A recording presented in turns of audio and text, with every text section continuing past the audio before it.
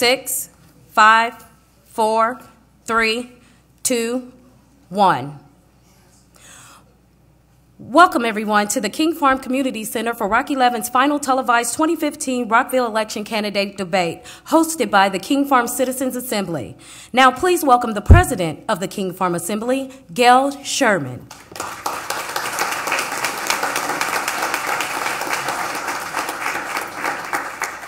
Thank you. I'm not a candidate. Good evening, King Farm residents, city residents, and Rock 11 viewers and candidates. I'm very excited that this is actually out there on view. I'm Gail Sherman, president of the King Farm Citizens Assembly. Welcome everyone to King Farm for the final debate of the 2015 Rockville election campaign season. This debate is sponsored by the King Farm External Affairs Committee. I would like to thank that committee, King Farm Management, the King Farm Board of Trustees, and the residents who submitted questions for the candidates tonight. The focus of many of these questions is on King Farm issues.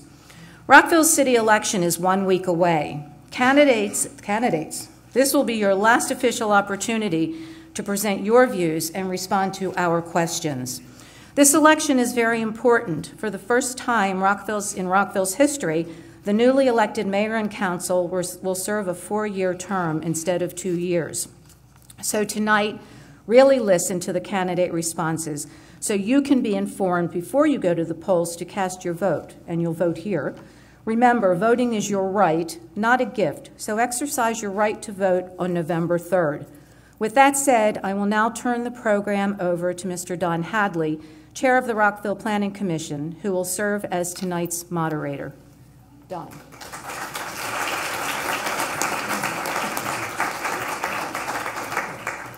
Well, thank you. It's my privilege to be here, and we're privileged to have a packed house, really standing room only, so very remarkable. And we're grateful to Rockville Channel 11 for live broadcasting this so many people at home can also view it. Let me say, first of all, if you haven't turned off your cell phone, would you please do that? We don't want a lot of incongruity going on. We begin the evening with the council candidates who are already arrayed before you, and then after a short break, we'll proceed with the mayoral candidates. At the conclusion of the debates, Mr. Mike Stern, who is vice chair of the King Farm External Affairs Committee, will actually close the assembly, and he's sitting here ready to do that.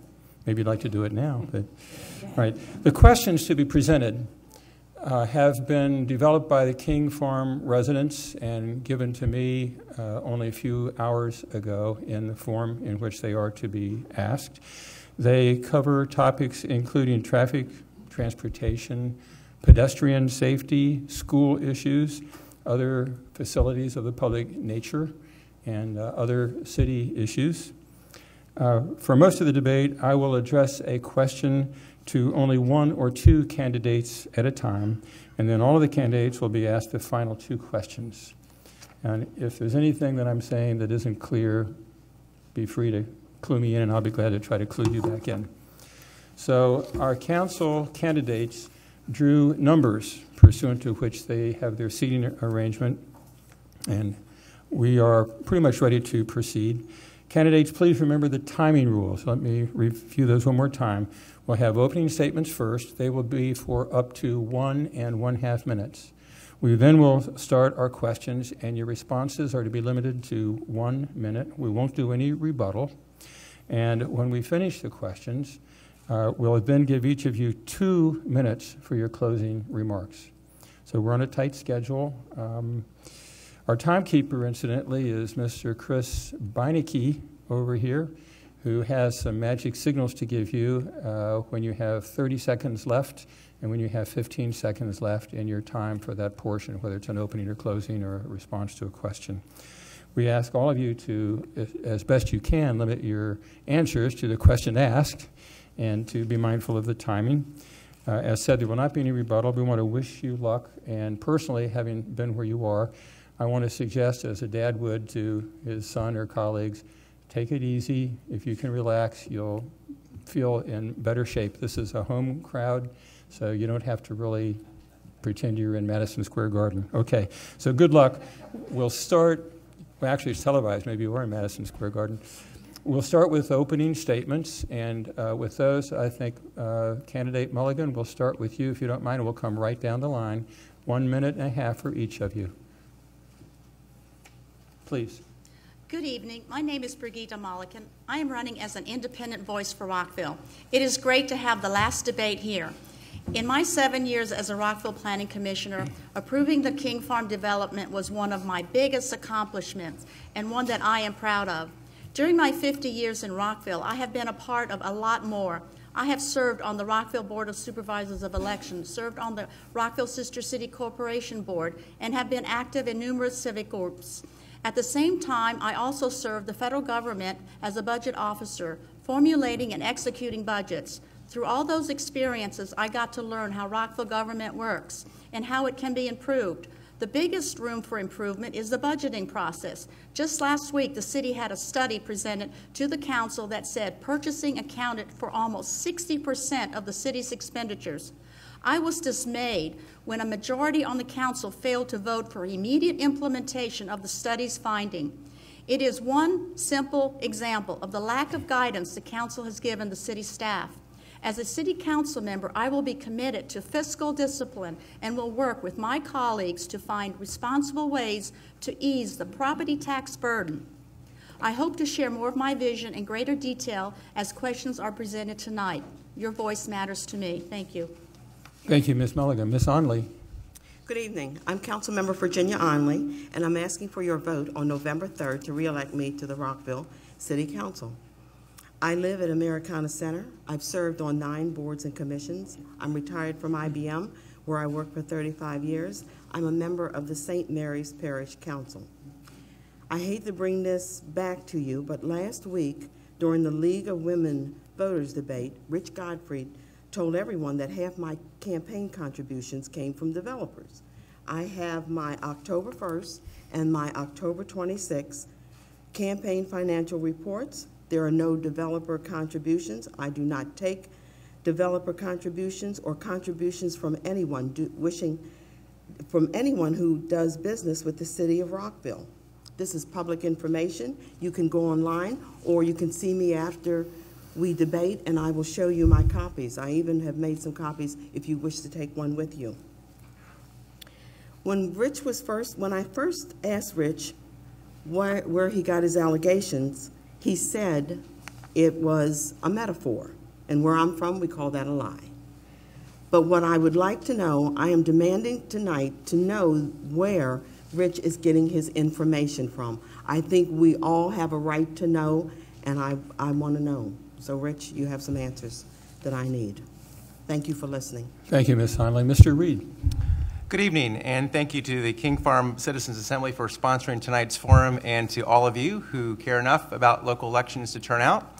I am Clark Reed, a first-time candidate for City Council. My wife Colleen and I chose Rockville in 2002 to raise a family.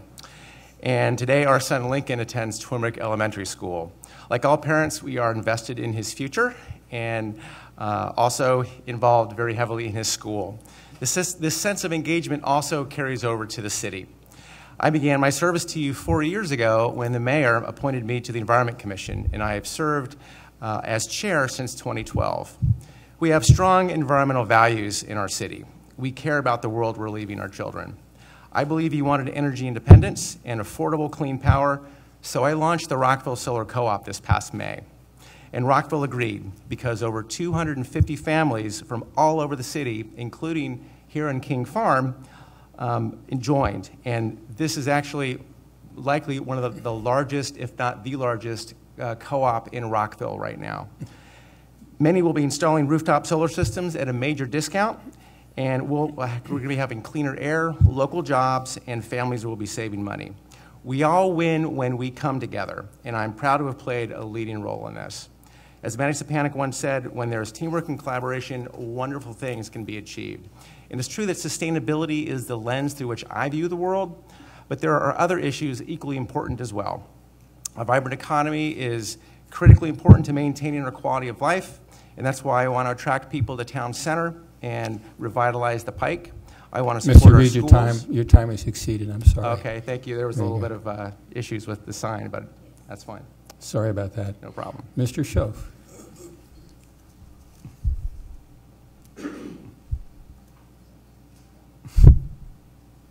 You're on. Thank you, King Farm Citizen Assembly. My name is Patrick SCHOOF, and King Farm was my home for 3 years, until we were expecting our first daughter and bought a home in East Rockville at the peak of the housing market, a few blocks from Maryville Elementary School, where my daughters now go to school. In this time, I've become a leading advocate for residents and have led 6 initiatives in this year alone to better protect our neighborhoods and schools, get residents and local businesses working together, and reduce crime and improve street safety. There is much to do in Rockville. Growth is happening and development is needed. However, towering, dense development led by out-of-town developers is not what we need.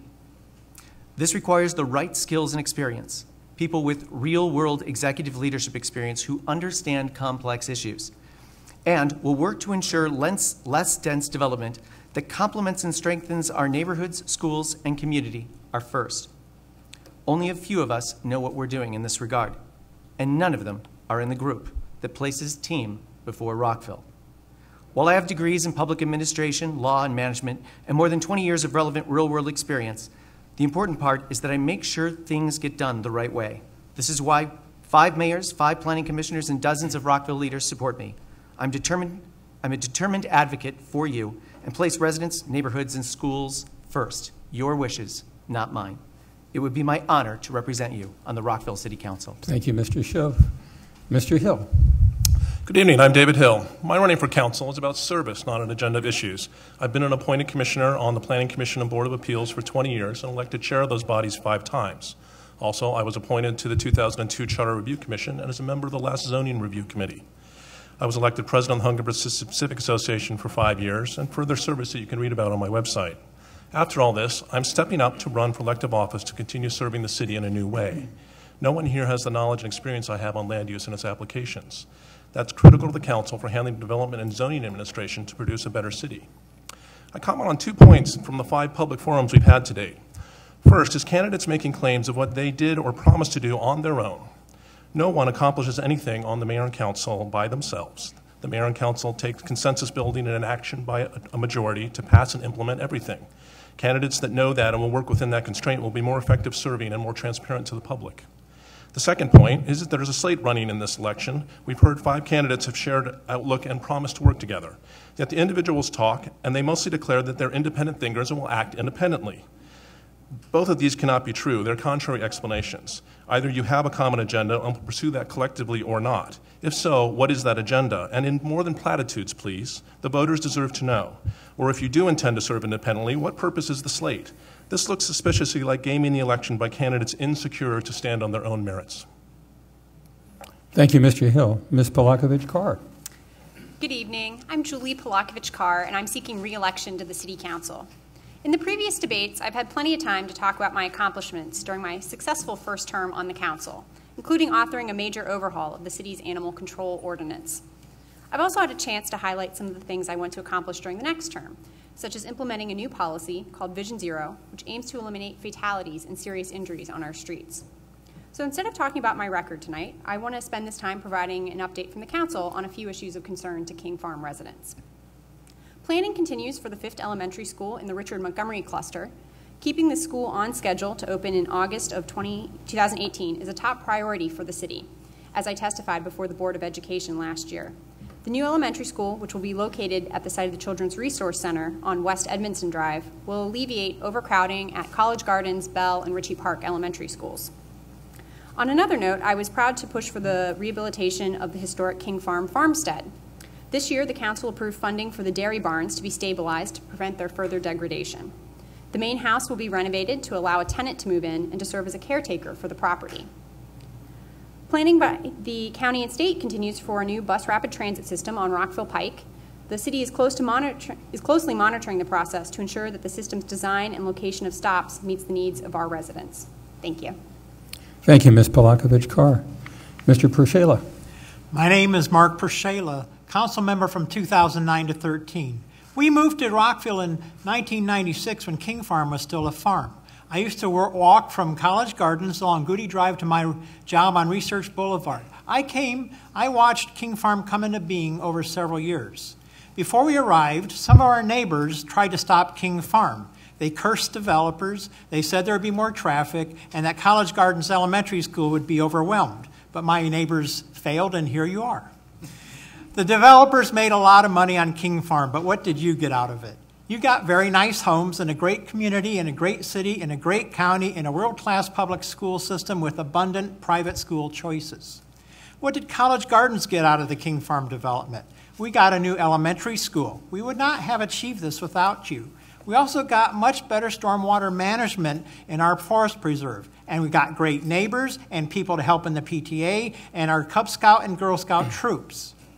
King Farm and Rockville are increasingly hemmed in by developments in the county. These are car-based, sprawling, residential, commercial developments that will absolutely further jam our roads. I distinguish between growth and development. For example, Rockville parents have 800 babies a year. So for me, the challenge is how to best manage growth, how to make system work for King Farm and our existing neighbors. This outlook will inform my answers to the questions tonight. Thank you. Thank you, Mr. Pershela. And understand that 800 babies is collectively, not individually. Okay.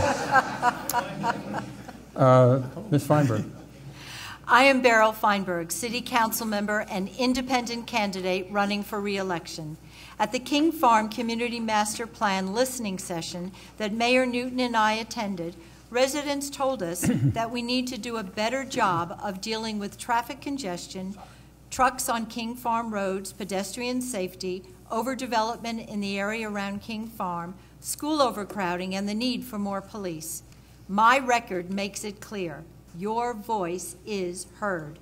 In 2013, I pledged to preserve our neighborhoods, be a good steward of our fiscal resources, foster an environment that manages growth, and help residents, especially seniors, remain in their homes. During the past 2 years, I have accomplished the following. Initiated the call to action to identify senior service gaps and duplication with county services to meet the needs of today's and tomorrow's seniors. Created new opportunities through a minority female disabled program so our purchasing is more inclusive and reflective of our diverse population. Initiated an overhaul of the city's procurement process that will save taxpayers $3 to $5 million a year. There is so much more I can accomplish in the 4-year term, including championing tax relief. The pledges will guide my work if you re-elect me next week as your independent council member who will collaborate with all electeds and vote on the merits of the issues. Thank you, Ms. Feinberg. Mr. Gottfried. Good evening. I am Richard Gottfried, your neighborhood candidate. I want to thank you for coming out tonight and attending the last council debate, and I want to thank the King Farm Citizen Assembly for hosting this debate. I am a small business owner. I am a certified public accountant, so I understand accountability. I'm the volunteer treasurer for the Maddie J.T. Stepanek Foundation for the last 3 years, which is located here in the King Farm community. I have been elected twice as the Twin Brook Citizens Association president, so I understand how to listen to the residents of Twin Brook and how to represent your interests. Anyone can run for Rockville City Council. All you need is 100 signatures, be a resident of Rockville City, and be over 18 years old. Being a council person is not about their experience or what boards or commissions they were on or if they were on the council previously. What is important in choosing your next council person is one that listens to the residents and represents the people of Rockville. Now let me tell you what I stand for. Number 1, right-sized growth. Number 2, protect our neighborhoods and families that live in those neighborhoods. Number 3, I will bring common sense leadership back to our government. And number 4, I believe that we must protect our children. No child should attend a school at 120% of its capacity. My very first motion, if elected, will be to overturn this tragic vote this year that has further overcrowded our schools. I look forward to your questions. Thank you, Mr. Gottfried. That concludes the opening statements. We'll move into a period of asking questions. Remember, candidates, the answers have to be within 1 minute. We'll only address 2 of you at a time. We will not go down the line. I will give advance notice for our closing statements. We'll reverse the order so that we'll start at this end with Mr. Gottfried and work to Ms. Mulligan at the other end for closing statements. All right, the first question is addressed to Mr. Hill. and to Mr. Gottfried, and I'll repeat it again at the second answer if it doesn't ring true in your mind from the first question. The question is this: Redland Boulevard has become a major rush hour commuter route with increased hazard for pedestrians and residents, both on Redland and on the streets immediately off of Redland. Anticipated development of the recently annexed Carmack site will further add and perhaps aggravate cut-through traffic in King Farm. What action could or should the city take to address this situation? You have a 1-minute period in which to shape an answer, Mr. Hill. I believe the most obvious effect for Redland Boulevard is that it's an exit from the highway. We will have troubles getting that addressed because it's part of the interstate highway system, and it's also, I believe, a county access road. But that, I think, would be a place to start. It's an attractive way for all that traffic to come off and get over to Rockville Pike. Shady Grove Road has its own traffic patterns, its own usages up there, and that can get in the way of moving back and forth. So I think that's one thing that we could be doing for King Farm. We should also look at traffic mitigation and try to do that in passive ways so that we're not obstructing the flow of the traffic, but looking at ways to slow it down in creative effects that you can see in other parts of the city, what are called lamb chops, visually narrowing the roadway, and those sorts of things I think can be done. Thank you, Mr. Hill. Mr. Gottfried? Yes, I believe we can do something about it. This question has been asked before in 2007 and 2011, and we should put up a sign when you're coming off of 270 onto Redland Road that is there's no commercial trucks, so that there's no cut through going through the King Farm community. That the traffic should go to Shady Grove Road and then make a right turn on 355 and then come into the King Farm community. We've talked about it. The current mayor and council, again, has done nothing the last 2 years, has done nothing the last 4 years, and has done nothing the last 6 years to make this simple change with a road sign. Thank you, Mr. Gottfried. The second question will be addressed to Mr. Pershala and to Mr. SCHOOF, and we'll start with you, Mr. Pershala. The Corridor Cities Transitway remains a critical issue for King Farm residents since it bisects the community. What impact, positive, negative, and including fiscal impact considerations, would the CCT, so-called, have on the residents of King Farm and of the city of Rockville in general? Yes, in my opening statement, I mentioned that the King Farm in Rockville is increasingly hemmed in by developments in the county. We see them, the John Hopkins Science Center, Mallory, EYA, and it keeps coming and coming and coming, and King Farm and Rockville are increasingly going to be jammed with car traffic. So I look at the CCT, which has long been planned as a mitigation for that, as increased transportation opportunities for King Farm. I think the community should also look at it as a way of addressing some of their issues. For example, when it goes in, that would be a great time to take care of the Shady Grove Metro platform, which is a horrendous platform for rush hour. And I think you got to look at the opportunities to these kinds of things. I think overall the impact can be and should be positive. There will be some impacts, yes, I don't deny that, but we have this development going around us, and this is one way to take care of it. Thank you, Mr. Pershala. Mr. SCHOOF? I've spoken with dozens of people in King Farm about this issue. People are concerned about how arterial roads are being used. They're concerned about the traffic. They're concerned about the traffic studies. We can simply have a count, for example, of how many cars come up and down a road or how it's affected or how bus traffic, CCT traffic, will affect the neighborhoods. But when you actually stand on the roads, you see large trucks coming up and down. Now we're talking about potentially the CCT. Most people that I've talked to don't want this to be one more thing that comes through the middle of King Farm. There's enough traffic that comes through King Farm. We don't need large trucks. We don't need the CCT. We have a shuttle system that moves people in and out. People are talking about ways that we can limit traffic, putting caps at the end of certain roads so that you can't make right turns and cause traffic accidents, which is what's happening here. Get people who actually do traffic studies that are out of town and not people that are working with developers. We need to make sure that whatever's done with traffic, that first and foremost, we need to make sure that the neighborhood stays a neighborhood. Thank you, Mr. SCHOOF. The next question is addressed to Mr. Reed and to Ms. Mullican. The question is, King Farm is faced with pedestrian safety issues at many of its major intersections on Route 355, Redland Boulevard, Gaither Road, and King Farm Boulevard. As a council member, what would you do specifically to work with the city and the state to assure a safe environment for King Farm's pedestrians? Sure. Well, as a dad of a 9-year-old son who walks to school every day, I'm very concerned about pedestrian safety. And I believe what we can do is continue to repair the sidewalks. And I know I've heard that there are some issues with crumbling infrastructure. I believe we could repair the sidewalks. I think we could also educate the pedestrians about safety precautions in terms of crossing, waiting for signals and such.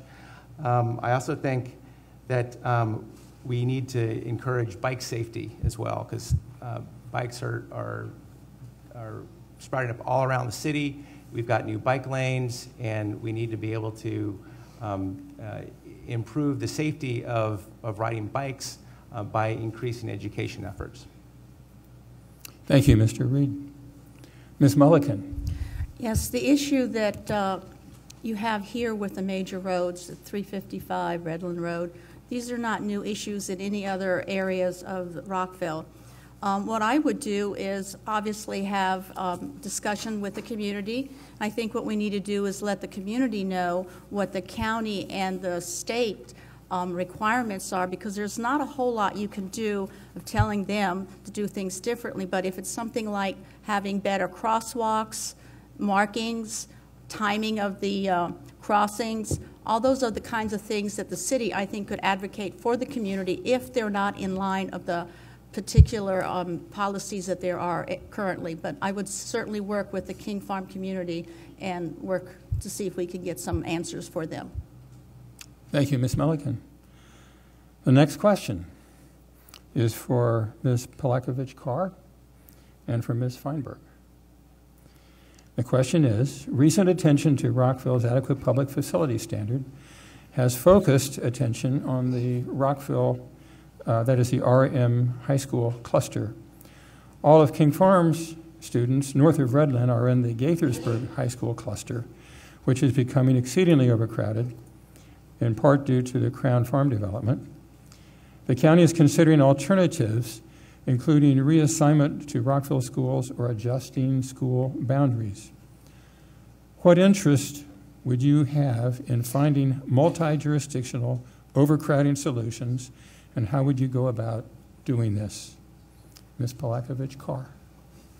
So I actually was just talking about this issue with the King Farm resident over the weekend who lived on the side of Redland Boulevard that goes to the Gaithersburg cluster. And as he put it, boy, was that an expensive mistake when he bought his house in terms of which school district his kids are going to.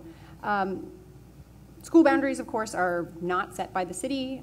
We can be a strong advocate for our residents, but ultimately that is not our decision. I think that we need to certainly be working with the community, working with the Board of Education, with MCPS, and with Gaithersburg to make sure that we're finding solutions that work for our residents and really are taking a hard look at the future. I think one of the things that's particularly concerning in the Gaithersburg cluster at the moment is the city of Gaithersburg has been considering a change to their adequate public facility standard to allow schools to go up to 150% of capacity before new development ceases, which is far beyond what the city allows and what the county allows. So I think that's a really concerning development happening in the neighbors to our north. Thank you, Ms. Polakovich-Carr. We turn to Ms. Feinberg. Thank you very much. In terms of the adequate public facilities ordinance, recently the city of Gaithersburg, in fact, did adopt the 150%. They are not considering it. So I guess I would question for some of my colleagues who voted for the city to adopt the county standards, would you then want to be going to 150%? If the county should consider that, do you want to go to 150%? I don't think so. I think that's going to lead to even more overcrowding. In terms of the boundaries, those are determined by MCPS. We do not have any control over that. However, what can we do? We can advocate with the county and certainly with the state for more additional funding, get the geographic cost of education index funded on the operating budget for the MCPS. We can also make sure that the funding formulas, that we get more here in Montgomery County and we get our fair share in the schools here. Thank you very much. The next question is to Ms. Onley and to Mr. Schoaf. Within King Farm, the streets or roads, if you will, are partly owned by the City of Rockville and partly private streets to King Farm management. There occur disconnects in managing these facilities. Would you propose better coordination of city services and King Farm management to avoid failures of service or duplication or inefficiencies of cost for items such as mutual snow plowing, street trees, street lights, or other facilities? And how would you go about this? Well, I think, first of all, we need to bring all stakeholders to the table, and we need to figure out what it would cost the city to actually help King Farm with snow removal and street maintenance. I certainly would like to see us work together.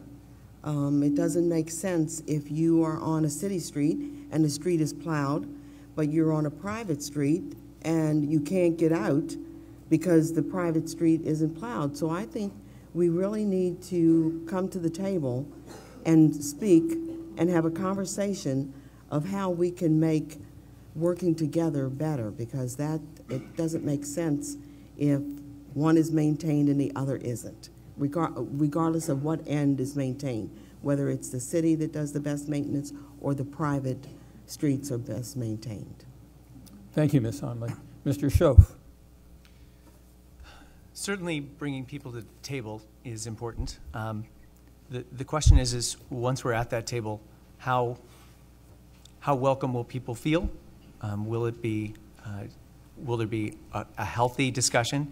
And having lived in King Farm and having known a lot of people here throughout my time here, I know that there has been difficult relationships at times between the city and King Farm. King Farm at times likes to keep to their own because you make very good decisions about things. You're able to get things cleaned up faster in many cases. You're able to solve your questions much faster in many cases. What we need to do is not just have King Farm look to the city for answers, but have the city also look to King Farm for answers. There's better ways that we can do things. There's better ways that we can work together. There's better ways that we can be more civil. And one of the things that I want to see is that King Farm feels more a sense of the Rockville community as much as Rockville feels King Farm is much more part of that community. This is not just a question about getting people to the table, but working better together and feeling as one. Thank you, Mr. Schoaf. The next question is to Mr. GOTTFRIED and to Mr. Reed. The question is, the new Hungerford Elementary School, that is school number 5, is scheduled to come online in 2018 and may raise issues of boundary decisions affecting King Farm schools in the Richard Montgomery cluster, specifically at College Gardens Elementary School. What information do you have about this, and how should the city keep the neighborhood informed? Mr. GOTTFRIED. Well, how the neighborhood should keep the residents informed is through obviously the civic associations. You have the King Farm Citizens Assembly, and you have the College Gardens Civic Association. So that's one way. Obviously through Rockville Reports, possibly through we can get anything into the Sentinel. We want to try to keep, in our neighborhoods, we have neighborhood schools. We want to make sure that we keep the children as close as possible to their neighborhood, so they have a comfort level and they're not bussed all over the city. Thank you, Mr. GOTTFRIED. Mr. Reed. Sure. Well, we need to be able to work more closely with MCPS. They're the ones that are ultimately going to be making these decisions. They've got the budget and they've got the authority to make these rules. And so what the city needs to do is to actually bring people together, bring families together, and work together so that any decisions that are made by MCPS are ones that the parents of these schools agree with.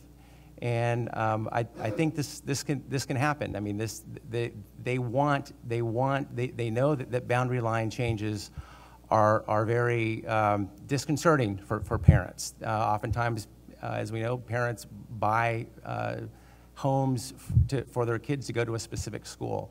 And I think... We're out of time, sir. Okay. Sorry. Next question is for Ms. Mullican, followed by Ms. Feinberg. And the question is, the King Farm farmstead has been vacant for a number of years. Many of the buildings are in disrepair. The mayor and council committed limited funding to repair the main house recently. What is your long-term vision for the farmstead, and what budget resources would you be willing to commit to allocate to support this vision? Ms. Mullican. A very good question. I've been wondering how long it's going to take care of that. King Farm is now about 15 years old, and there's been no solution for that particular project. I was hoping that it would have been done already, but however, with the budget constraints, I can tell you that is an issue. And one of the things that's great about this next mayor and council, we will be serving four-year terms. I think in 4 years you can do a plan. You don't have to rush things with a 2-year term. I think that we can continue discussing it, and I look at the long range more or less happening in about 3 years or 4 years down the road. We need to really look at the budget to see how it would fit in to take care of that and do the job right. Thank you. Ms. Feinberg. Thank you very much. I look forward to our taking the next 4 years and doing something really positive, not just for the King Farm residents and the King Farm farmstead, for the entire city of Rockville. I was here on July 4th, and I love seeing how everyone came to your community. It was fantastic. It was a joyous event. But I would like to see us not be a burden on the city taxpayer. I would like to see if there's what is commonly called a P3, or a public-private partnership, that would take care of helping us to do a creative and innovative project for the King Farm farmstead. I'd like it to be a gathering place where perhaps there are concerts, but we need to be mindful of the King Farm community. The residents are here, your parking, your thoroughfare. So yes, we need to do something, but we have to work collaboratively with the King Farm residents who are here when we move forward and do something for the entire city and for rehabilitating the homestead. Thank you, Ms. Feinberg. The next question is for Ms. Onley and then for Ms. Polakovich-Carr. The question is, Rockville is a city of neighborhoods. Some of these neighborhoods are long established and others are relatively new. What would you do to bridge the gap between old and new Rockville? Ms. Onley. Well, I think for the old and the new, I think we already do that. We have events, Hometown Holiday, the Twilight Run, Light the Night. We already do some of that as far as bridging the gap. And I think we maybe need to pay closer attention to the sidewalks and the roads of the older communities so that we make sure that they are renewed and refreshed, and that the neighborhoods are looking more the same, as opposed to this is an old neighborhood and this is a new neighborhood and this is an old neighborhood. So I think just constantly looking at the needs of each one of those neighborhoods and making sure that we stay focused and that we keep our attention on what's needed for the old and the new. Thank you, Ms. Onley. Ms. Polakovich-Carr. Well, I think that the bridge is the people. The people of Rockville are what makes Rockville so special. And whether we choose to live in one of the older neighborhoods like I do or one of the newer neighborhoods like King Farm, we're all residents of this city, and we interact in a myriad of ways. And I think Councilmember Onley is correct when she talks about hometown holidays and events that bring people together.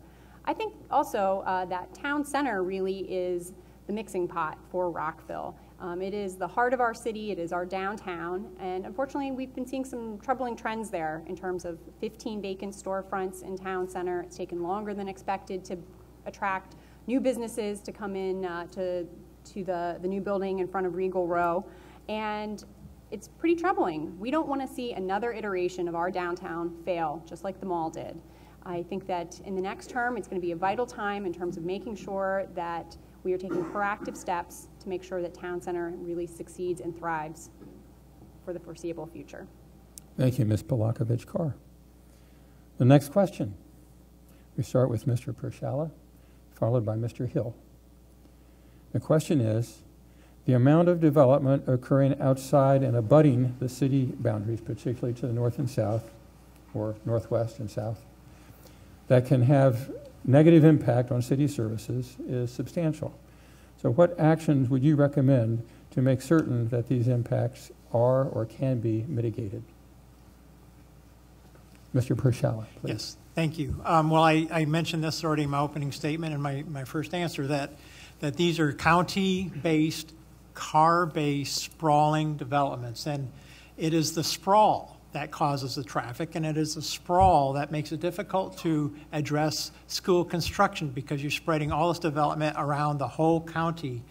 And so people can only get around by cars. That is why I am an advocate for the CCT. I am an advocate for the bus rapid transit up and down 355, because eventually we have to get to the notion that we're moving people and not cars. That's, and you know, we don't like development sometimes, we don't like developers sometimes, but I gotta say, they would not be there without people having kids and without people exercising their freedom of movement to come into this area. We have a world-class school system that's gonna attract people. So we have to deal with the growth that is coming from other causes. Thank you. Thank you, sir. Mr. Hill.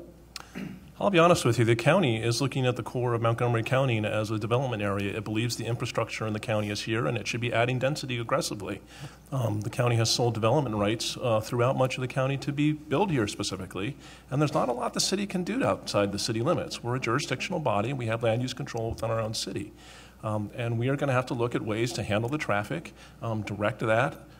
We have bus rapid transit lines that are proposed, a CCT line. We have the metro system. I think one of the things we could do is be a little more aggressive about annexing some of that edge space and actually taking control of it in the process.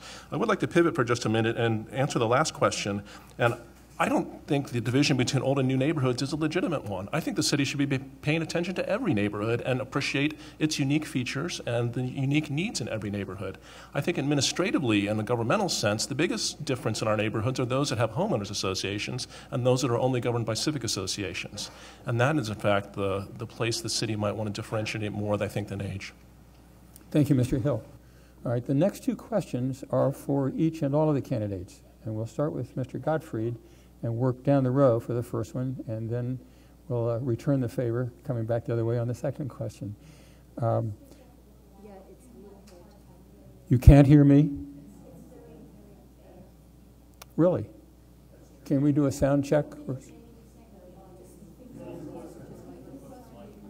I was told not to speak into the mic too much, that it was fine, and not to speak up because you could talk in a regular voice.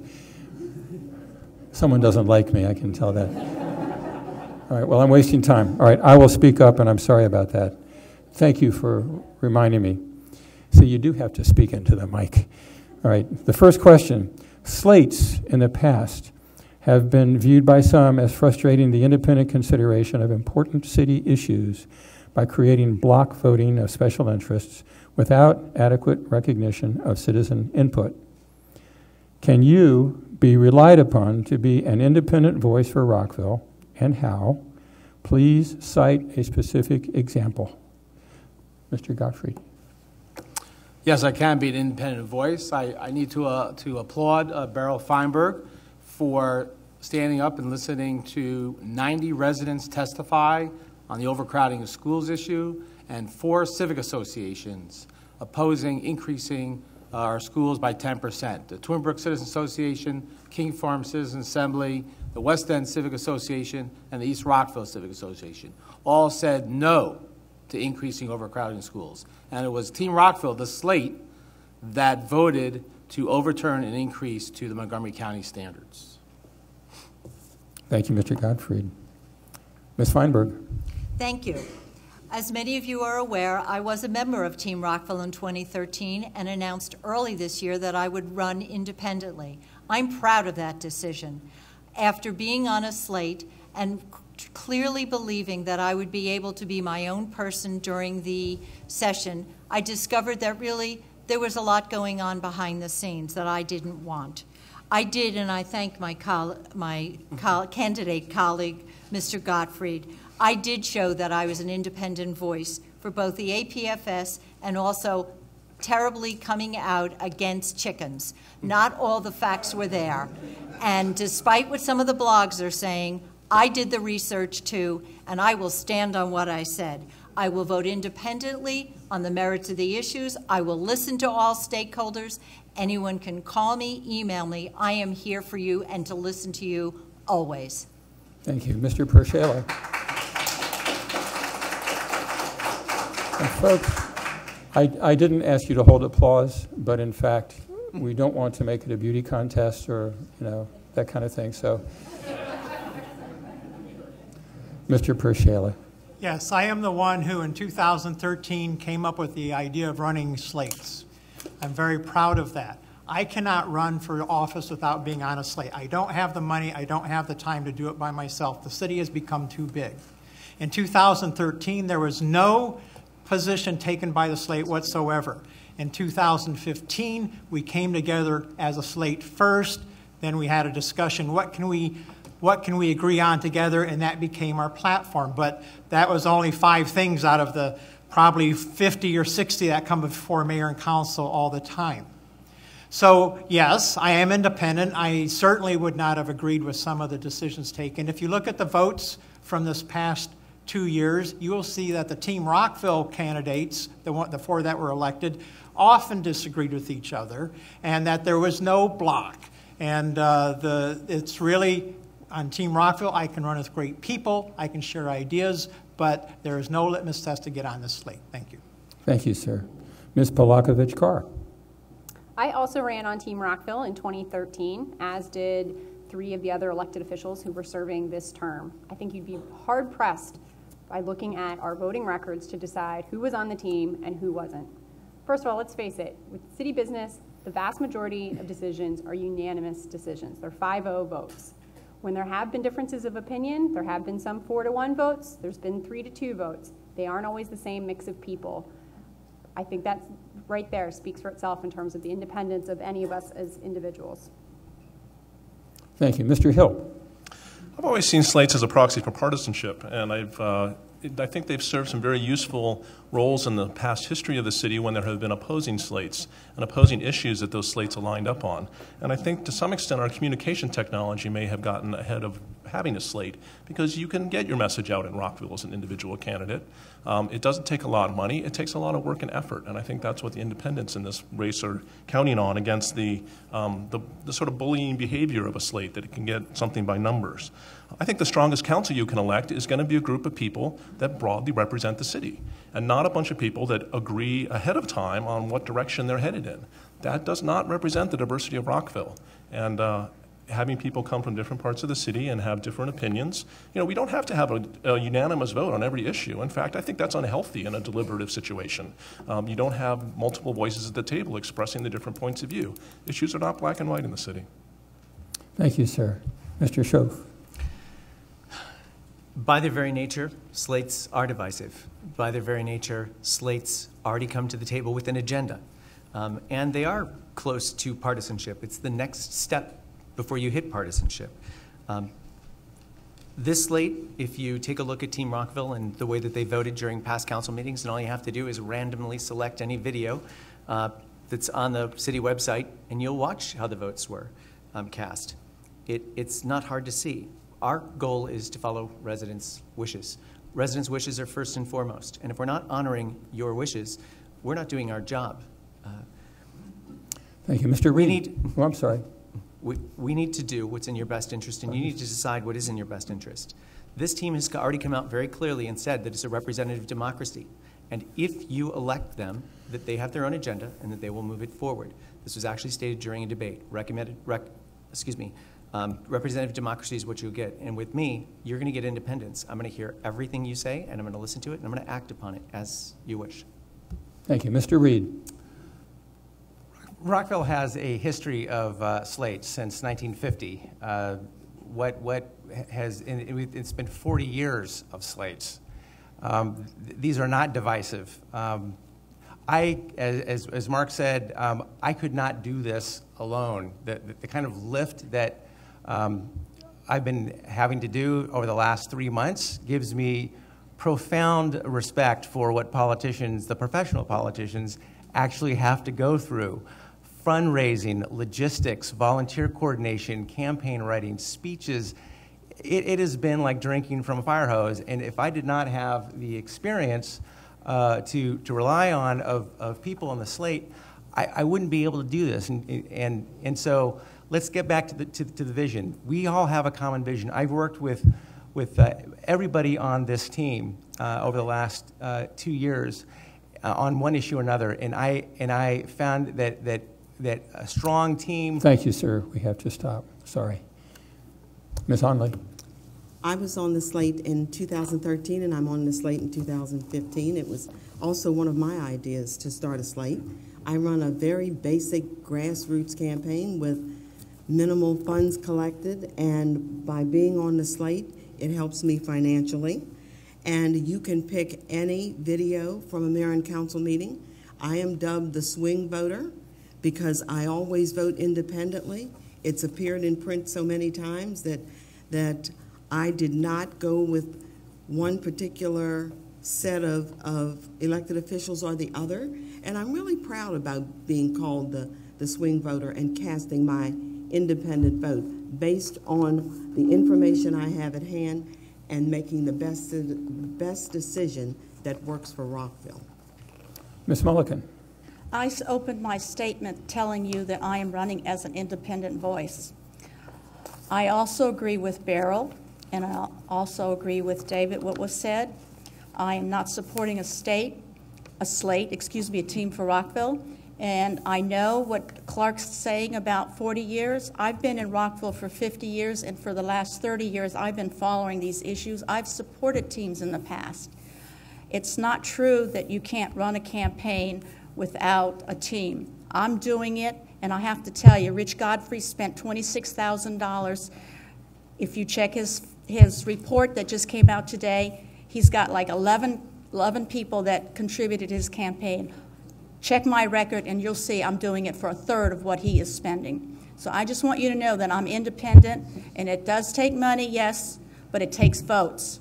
It takes votes. And I disagree with the slate, and I have to tell you, I've been following this council's votes, and I don't like a swing vote not knowing which way we're going to swing. All right, thank you. We were queued for one more question, but our time does not permit it, so we're going to move into your closing statements. I hope I haven't misled you. But we'll start at this end of the dais with Mr. Gottfried. We'll give you a moment to get your makeup on. All right, Mr. Gottfried, 2 minutes. I want to thank you all for coming out tonight. And lastly, I want to thank my wife, Stacy Gottfried, the First Lady of Twinbrook, for her campaign support. Again, I am Richard Gottfried, your neighborhood candidate. I understand how to listen to the residents and how to represent your interests. I stand for the following issues. I believe in right-sized growth that benefits the current residents of Rockville, not just big developers. We must protect our neighborhoods and families that live in those neighborhoods. We live in a single-family suburban community, not a metro-urban mixed-use development. I will bring back common-sense leadership back to the city. We must protect our children. No child should attend a school at 120% of its capacity. Our children deserve better than overcrowded portables for classrooms. My first motion will be to overturn this tragic vote that has hurt our families and children. I will always be 100% accountable to the residents of Rockville. I'm asking for your vote for Richard Gottfried on November 3rd. Please visit my website at www.votegottfried.com. Ms. Feinberg. Thank you to the King Farm Assembly for hosting us this evening. During the next 4 years, I will focus on strategies to reduce traffic congestion and school overcrowding. I will seek tax relief on owner-occupied residential properties, as I proposed during the last 2 years. I will demand increased transparency and management oversight for the city's procurement and budget. I will strengthen school safety by working with the mayor and council to ban tattoo parlors, liquor stores, and adult entertainment stores near school safety zones. I'll work with the business community to ensure that town center remains vibrant and inviting. I pledge to engage in fact-based debate, listen to all stakeholders, and seek to find common ground to solve our problems. While collaborative, my independence from group or slate voting is guaranteed.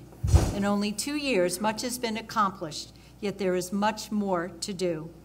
If re-elected, I will work tirelessly for Rockville.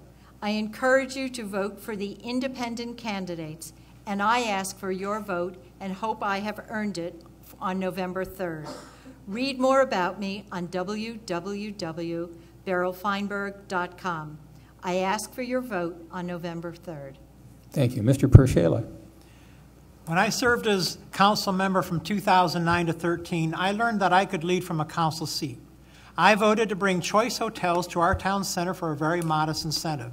This led to 400 high-quality jobs in the heart of the city, made possible the Cambria Suites Hotel in our town center, and increased our property tax revenue. I voted to fund the police station, the senior center extension, and the Goody Drive maintenance facility that keeps our snowplows on the road. These passed on a 3-2 vote. These are badly needed investments for Rockville. So you can see that with 5 elected representatives on the mayor and council, that every vote is valuable, and I'm the candidate who made the right decisions. I also wrote the resolution that put Redgate Golf Course under private management. I had to spend my first 2 years in office fighting an effort to bring Redgate into the general fund. Such a move would have perpetuated a $630,000 per year tax subsidy to golf. Now that subsidy is gone, and then Redgate is doing well. I was effective on budget matters during the Great Recession. I was the liaison to Rockville Economic Development, Inc., READY, and supported the Maryland Women's Business Center when it first started under READY. I am a business owner with an office in Rockville Town Center, and I am a member of the Chamber of Commerce. After my 4 years in office, I want to be remembered as the one who brought together residents, businesses, nonprofits, education, and government to fashion a new master plan that works for everyone.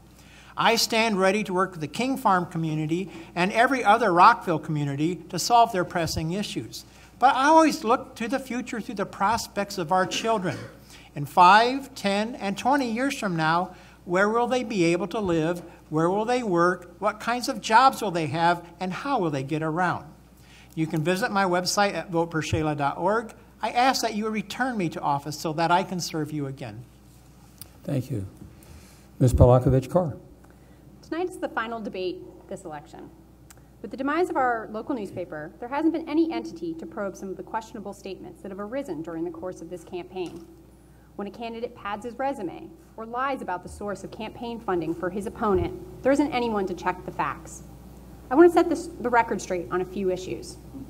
One of the misleading statements that has been bandied about is the supposed independence of certain candidates. Make no mistake about it, there are 2 teams of candidates running in this election. One team, Team Rockville, is being open and honest with you about our efforts to get elected together. The same cannot be said for the other candidates who have exchanged thousands of dollars in campaign contributions with each other. You don't have to take my word on this. Just take a look at their campaign finance reports. Team Rockville is a group of 5 independent thinkers. There was no litmus test to be on the team. If you have any doubts about that, I encourage you to look at the decisions made by the council over the past 2 years. Councilmember Onley and I came down on different sides of many major issues this term, even though we ran together in 2013. I'm proud to be running with a group of people who want to work together to get things done for our community. The members of Team Rockville have diverse views on a number of issues, but agree that Rockville's neighborhoods are its crown jewels. We want to fix the problems ailing Town Center and revitalize Rockville Pike. We will also lead a county-wide effort to prioritize school construction funding so that our children can learn in safe, modern buildings. The people you elect on November 3rd will serve for 4 years. This is your opportunity to select a mayor and council who will have the necessary experience to be effective leaders. Our community deserves elected officials who will engage in substantive debate and make the hard decisions that are required of leaders. Please support the members of Team Rockville on Tuesday, Sima for mayor, and Clark, Mark, Virginia, and myself for council. Thank you. Mr. Hill. Yes, I need to call Ms. Plakovich-Carr on something she just said, which is the exchange of thousands of dollars. It's not thousands of dollars. It's a fairly modest exchange that's happened among the independent candidates, and thousands of dollars are sitting in the pool of Team Rockville and shared among those candidates. So I encourage you to look at that and not take her word for that. I'll tell you a quick personal history to understand why I run now. I was a young civic association president and then an active city commissioner back in the 90s. The first person that asked me to run for council that I took seriously was the mayor back in 1999. She asked me to run on her slate, and I said no. I didn't want to run on a slate. It's not my style, and I had a young child at home that I wished to be my priority.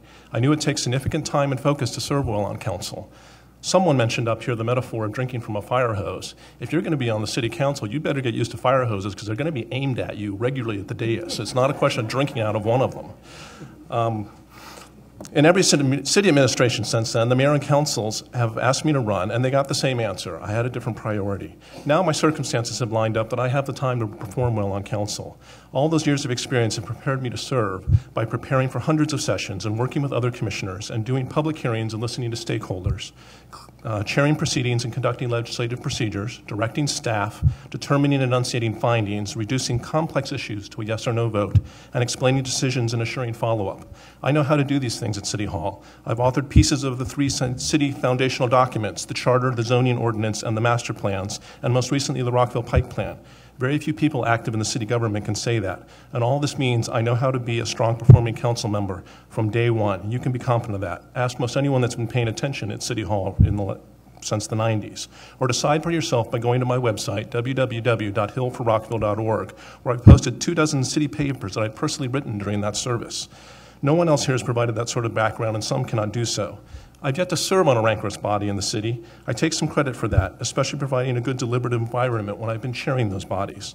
I ask you to vote for me so I can apply that hard-won experience in the city to make the council stronger and have a better city. Mr. SCHOOF. The one thing that you must remember in this campaign is that this election is not about us winning. It's about you winning. Ask yourself, do you want to preserve and strengthen our neighborhoods, or start over and reinvent ourselves? Do you want developers to dictate dense development, or do you want us to start leading as the independent city that we are? Do you want a team who expects bloody battles working with the county and other organizations? Or do you want independent candidates who have always been working for collaboration? Then you need to determine who has the right skills to serve you. There are 5 candidates who have been able to manage their campaign without a slate.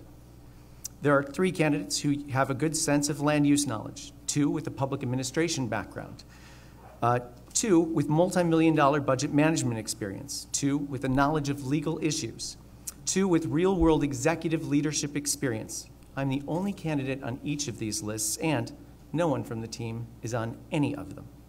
Finally, who do you trust? You are not handing us your house keys. You are handing us your neighborhoods, your schools, your streets, your safety, your taxes, and much more. Do you want the team who said if you elect them, they plan to implement their own agenda? My agenda is yours, and I don't need to start with a team to create one. I am well known for representing and honoring residents' wishes over many years. In my professional and community roles, I've been serving people, issues, and causes at the executive level for more than 20 years. I love this city. And I will be here for you every day. There is so much our city can do. We simply haven't done it. Yet we can with the right people. It would be my honor to serve you on the Rockville City Council. And if you give me your vote, I will give you all my energy to ensure that Rockville remains the place that we all call home. Thank you. Mr. Reed. Tonight is the last debate of this election, and I hope the 6 debates that we have had so far have given you the information that you need to confidently cast your vote on November 3rd. How will you choose amongst us? I've heard from those who have watched prior debates remark that we have perhaps bored you by providing too much information about our past accomplishments. Okay, that might be fair. A successful track record is an important component, but it's not the only quality that makes a good candidate. Let me tell you about what else counts. Vision and character count as well. When I listen to other candidates, I hear some proudly boast that they have no agenda. Well, that's a cop-out. If a candidate truly has no agenda, then they have no vision for the city. As someone once said, if you don't know where you're going, any road will get you there. Rockville should not be wandering aimlessly into the future. We need leaders with a common vision so that we can all be pulling in the same direction. My vision for Rockville can be summed up with these words: vibrant, sustainable, and bold. To preserve our quality of life, we need a vibrant economy. We need to fix town center now and lay the groundwork for a stronger Rockville Pike. The most successful cities by mid-century will be the greenest ones, powered by clean energy, electric and transportation, and climate ready. They'll have the highest paying jobs and the most competitive workforce. And we can do this, but we need bold people on the council who have the foresight and the knowledge as I do to get us there. Character counts too. Let's protect our city by rejecting candidates who demean the selection with smears and lies, because if they stoop to this level on the campaign trail, then they will surely continue this behavior in office. We need council members who will work collaboratively, and that's why I'm proud to be running with the members of Team Rockville. Together we have a wealth of experience, a common vision, and an ethic of service to this community. Please cast your vote for Team Rockville candidates Sima, Virginia, Julie, that's it. Thank Mark, you. and me. Thank you. Ms. Onley. Okay. I have been called the swing vote on the council, and I will continue to be your independent swing vote, listening to your concerns regardless of what the issue is. On a personal note, I'm a single African-American fixed-income woman who's lived here for 22 years. My father was a welder for Bethlehem Steel Corporation. My son, the father of my grandchildren, is a police officer and one of the county's hostage negotiators. With a background like that, I hold values dear. I value a Rockville that is attractive and safe for our families. I value careful management growth for our hometown feel that does not outpace our resources or infrastructure. At the same time, I do understand that some growth is necessary so that our taxes and expenses do not price people like me out of our community, and so that police officers like my son will be able to find housing in Rockville that they can afford. I value straight talk. I value civility, honesty, and respect. But my work is not done, and I need your vote on November 3rd to return to the Rockville City Council. To learn more about me, visit my website, votevirginiaonly.org, or you can send me a note or speak to me later on this evening. The note needs to go to virginiacares@votevirginiaonly.org. Also, I mentioned about my campaign finances, and I will tell you I'm disappointed that Rich Gottfried has not given us the proof that everyone needs. They're just allegations. And in my book, he is officially the Donald Trump of Rockville. Thank you for listening this evening. Ms. Mullican. Thank you, everyone, for organizing this debate and for giving me the opportunity to share my views. I have tried to stress how my experience in Rockville community has uniquely prepared me to be your next Rockville City Council member. Over the next 4 years, the new mayor and council will be faced with a number of pressing issues, and I pledge to fight hard for the interest of the average Rockville citizen. Rather than wasting time deliberating on each issue, I will focus on providing staff specific directions. That means enacting real budgetary reforms. On the same token, I will fight to keep Rockville affordable by maintaining and, if possible, reducing Rockville's property tax rate, which is higher than neighboring cities. I will make sure the city takes a balanced approach to development. We cannot continue to enact policies that are out of line with the rest of the county. Beyond the hot issues, I pledge to be a tireless advocate for increased civic engagement and greater appreciation for the cultural diversity in our city. By engaging the community, we can make Rockville a more welcoming place to call home. Achieving these goals will not be easy. The last council found itself split with contentious 3-2 votes. This is not productive. We need to be more collaborative in our approach as council members. I will work hard to develop positive relationships with all of my colleagues and to work hard to find as much common ground as possible. It is the dysfunction of the council that led me to run as an independent candidate and to run a positive, issue-oriented campaign. The team politics and negative attacks in this election are not conducive to collaborative governance and are the biggest obstacle to progress in Rockville. I believe Rockville deserves better. This is why I am running. I can do better for Rockville, and after hearing me speak this evening, I hope you will agree. Your voice matters to me. Thank you. Thank you, candidates. I hope you'll join me now in giving them a well-deserved round of applause.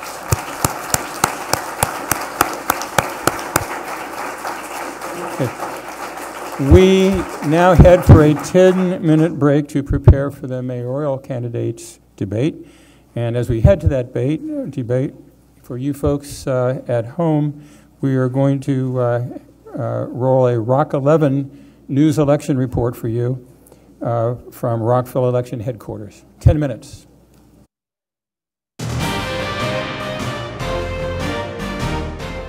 Hello and welcome to the 2015 Rockville Election Special for Rock 11 Now.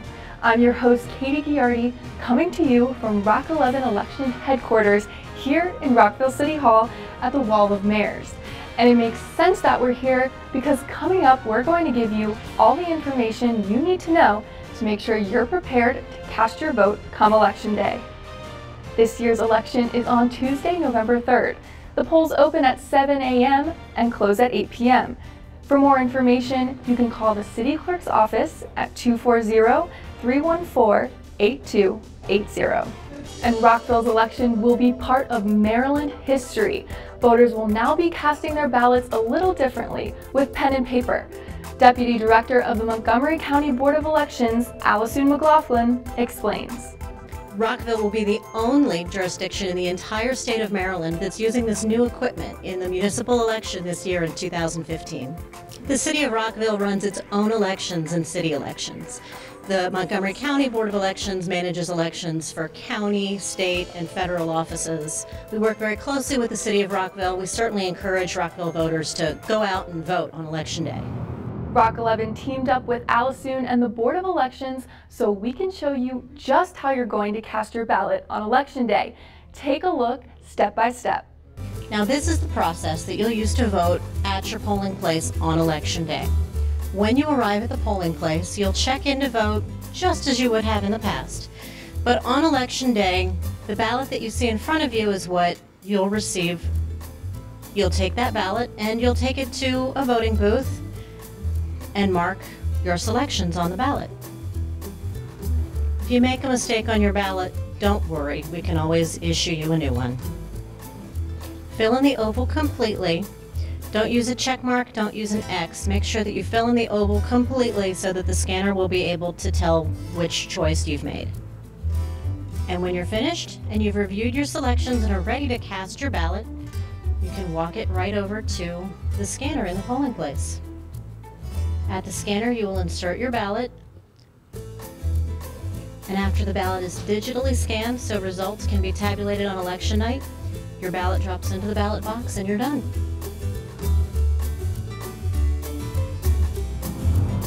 That's definitely news that works for you this election season, but some of you may want to vote early. All you have to do is come to City Hall on Saturday, October 24th or Sunday, October 25th to vote. Early voting will take place on both days from 10 a.m. to 8 p.m. And remember, if you haven't registered, you can register and vote that same day. And the way you will cast your ballot on those early voting days will be a bit different as well. This time, you're casting your vote electronically. Our Rockville election partner, Allison McLaughlin, from the Montgomery County Board of Elections, once again shows us how. So first we're going to go through the process. If you go to the third floor of the City Hall and you vote in the clerk's office, when you arrive, you're going to check in, just as you would have checked in as a Rockville voter in the past. You're going to take the activator card over to the express vote machine. You see the word express vote there at the top? You're going to put the blank card into the slot that you see in the lower right-hand corner of the express vote. And then you're going to see your choices come up. You can mark a write-in ballot if you want. If you want to choose something, deselect it, select something else. You'll see that you only have to touch it once now. You don't have to touch it twice anymore to deselect a choice on the ballot. This outreach ballot was designed by the state of Maryland. It'll be interesting to see what voters choose in our outreach events. Is their favorite bird? Is their favorite Maryland food? Favorite sport? If you choose languages at the top, you can change between English and Spanish. Sometimes a voter might start in English, decide when they get to a ballot question that's a little hard to read in the English that they'll switch between English and Spanish. We also have an audio feature. If you look at the bottom of the express vote, you'll see a keypad that voters can use, and there's a set of headphones on the left that voters can also use to listen to the ballot choices. You can just select next.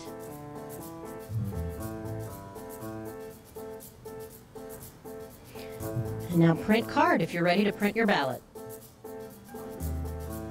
Now you have a ballot in your hands. You can take that ballot over to the scanner, and when you insert that ballot into the scanner, collecting a digital scan of that ballot that will let us tabulate the results on election night, and your ballot drops into the ballot box and you're done. We'll give you your I voted sticker and you'll be on your way. If you can't make it to the polls on early voting days or Election Day, November 3rd, then you may want to vote absentee. That's right, Katie. I'm Catherine Dantzler with news about how to vote absentee in this year's election. The first thing you need to do is apply for an absentee ballot. And to do that, just head to our website at rockvillemd.gov/election15. You have until October 26 to submit your application. Once your application is received by the city clerk's office, you will receive your absentee ballot in the mail. After October 26, you can still apply. All you have to do is fill out an application in person, and you'll receive your absentee ballot at the time when you go to the city clerk's office on the 3rd floor of City Hall. Once you receive your absentee ballot, you must return it to the city clerk's office in person, by mail, or fax by election night, November 3rd at 8 p.m. That's the news that works for Rockville. I'll have more election news for you later in the show. For now, let's head back to Katie at election headquarters in City Hall. Katie? And the city is working for Rockville seniors and the disabled who may need a ride to the polls. Call the Senior Services Center at 240-314-8810 so you can reserve a ride. The deadline to reserve a ride is Friday, October 30th, 2015. Working for you, Rockville, with news you can use when it comes to this year's election. Rockville is divided into 10 districts for voting, and if you are a part of Rockville's 7th voting district, you have a new polling place. Polling has moved from its former spot at Ritchie Park Elementary School to the Latvian Lutheran Church. The new address is 400 Hurley Avenue. And now to prove that your vote does matter, for the first time in Rockville history, Rockville's newly elected mayor and council will serve a 4-year term. You voted for the change on the 2013 city ballot, and it was approved by the mayor and council earlier this year. This means that the next election will not be for 4 more years, so you'll need to be ready to vote again in 2019. And finally, there are 2 mayoral candidates and 9 candidates for council vying for your votes. It's finally time to meet the candidates. Thanks, Katie. I'm Catherine Dantzler. Let's take a look at the mayor's race. Incumbent Bridget Donald Newton and Sima Oxtoby. There are 9 candidates trying to get a seat at the Rockville City Council. Those candidates are Beryl L. Feinberg, Richard GOTTFRIED, David Hill, Brigitta Mullican, Virginia Onley, Julie Polakovich-Carr, Mark Pershela, Clark Reed, and Patrick Schoof.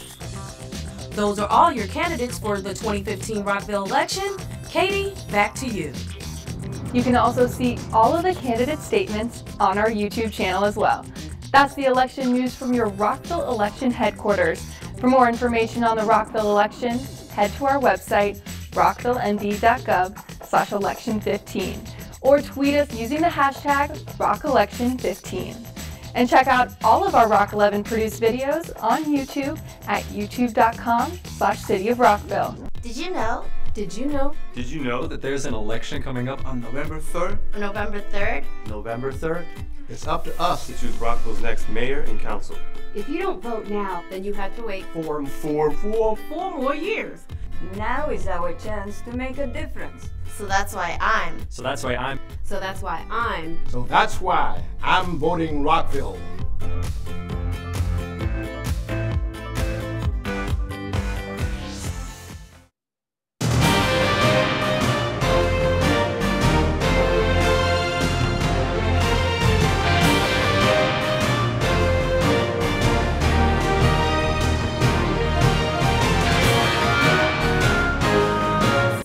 Five, 4, 3, 2. Welcome back, everybody. We're now coming to the event you've been waiting for, the mayoral debate at King Farm. We thank, again, everyone for being here and Channel 11 for bringing us a live broadcast of this. We will abide by the same time constraints that we had in the preceding council members debate, which is 1 1/2 minutes for opening, 1 minute for each question answer, and 2 minutes for closing. Hope that's clear. So good luck, candidates. The opening remarks are now, and Ms. Newton, you will speak first. Thank you. Good evening, and my thanks to King Farm Assembly for this opportunity. I want to also thank the King Farm community for hosting the 4th of July fireworks this year. I appreciate your willingness to work with city staff to pull this off in such a family-friendly and safe environment. It was by far the biggest turnout we have seen in years. Thanks also for hosting the King Farm Fall Festival, which was a terrific afternoon. I drove to and from Cambridge 4 times in the past 36 hours to represent Rockville at the MML Fall Legislative Conference. As the chair of the Legislative Committee, I had a major role in several of yesterday's meetings and 2 of today's. I was able to receive, on behalf of the city, 2 awards from Sustainable Maryland, one for being certified in 2012, one for recertification in 2015. Staff member Erica Shingara was also there, and I salute our entire environment management staff for this accomplishment. As many of you know, I'm not big on tooting my own horn. It goes against the way I was raised, to be respectful and not boastful. But I'm going to say 2 things right now. You will never get a robocall from me or any campaign I'm associated with. And my signs say re-elect Bridget Newton for mayor, because even though I am the mayor, and I worked hard to get here, and I work even harder to do the job every day, I will never take your support for granted. As Cicely Morgan stated, you're only as good as your word, and your word is only as good as your actions. I'm sorry. Thank you. Thank you. Ms. Osdeby, you are next. Good evening. I want to start by getting one thing out of the way. There were stories this morning about Don Hadley's conflicts of interest as a moderator for this debate. He ran against Team Rockville last time. He's made contributions to several people running against Team Rockville. He's got their signs in his yard, and he has a business relationship with Bridget Newton's husband. But Don's a good man, and I trust he will continue to go out of his way to be fair tonight. The city that I love needs new leadership. That's why I'm asking for your vote to be your mayor for the next 4 years. If Bridget Newton had had her way, there would be no new police station in Rockville's historic post office building. There would be no newly modernized and expanded senior center. Rockville's water and sewer infrastructure would not be getting fixed. Rockville's snow plows would not be properly maintained, and above all, Rockville would not have the new Choice Hotel's headquarters nor the new hotel and apartments in town center. She opposed the tiny investment the city made to attract them here. The Choice headquarters alone brings in more than 400 jobs and adds roughly $180,000 a year to the tax revenues. It's time to end the gridlock and stop hiding from the truth, doing nothing. Costs. We must take charge of our city's future, one that works for all of us. Rockville's at a critical point. We make decisions so that the changes all around us for Rockville work for Rockville. Thank you. We're out of time. I'm sorry. Right. Maybe I should be relieved. The first question, we'll address this first to Ms. Newton. The Quarter Cities Transitway remains a critical issue for King Farm residents since it bisects the community. What impact, positive or negative, and including physical impacts, would the CCT have on the residents of King Farm and the residents of the city of Rockville? Thank you. My position on this hasn't changed since I ran first in 2009. I think that the CCT needs to go down Shady Grove Road, which would be an economic incentive for redevelopment along Shady Grove Road. King Farm has done a great job of having your own circulator. I think it's working very well, and you've partnered with a lot of good projects in the neighborhood, so I would prefer and have been advocating for the state to take a look at running it a different direction. The city tried several times to get the state to do that. I think we need to keep working on that. Dividing your community in half is not the way we should be doing things in Rockville. Thank you. Ms. Osterby? Hi.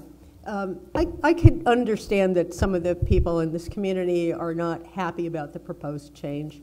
I've worked in my neighborhood opposing or trying to get changed a number of issues there. I've looked at the Corridor City Transitway. It's been in the plans for a very, very long time. There's been a lot of opportunity for citizen participation. It is here to get a lot of the traffic off of the streets that affect you. What we really do have to do, and I will tell you I have the background and expertise to do this with you, is to sit down and really make sure that some of the problems that you've identified that I think are really legitimate can be solved in a way that it really works for your community and helps it keep thriving. Thank you. The next question, and we'll address that first to you, Ms. Osterby.